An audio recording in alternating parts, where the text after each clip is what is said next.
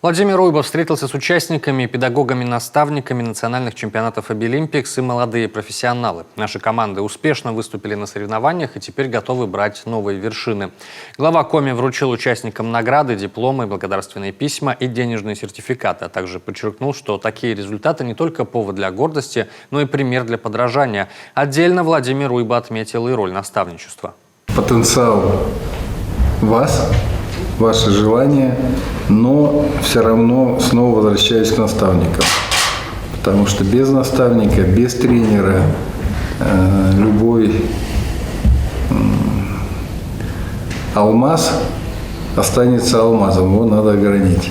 Чтобы он заблистал, чтобы вы заблистали всеми гранями, нужны наставники. И очень хорошо, что у вас такие наставники талантливые, любящие вас, любящие свое дело есть. Это очень хорошо и самое главное, наверное, когда есть такой союз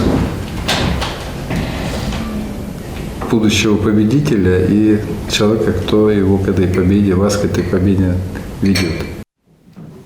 Лидеры движения Обилимпикс и молодые профессионалы в Коми поделились с главой региона впечатлениями от участия в чемпионатах, а также рассказали о дальнейших планах. Так, победа в одной из компетенций на Обилимпиксе позволила Роману Столяру войти в состав национальной сборной России, и сейчас он проходит подготовку уже к мировому чемпионату.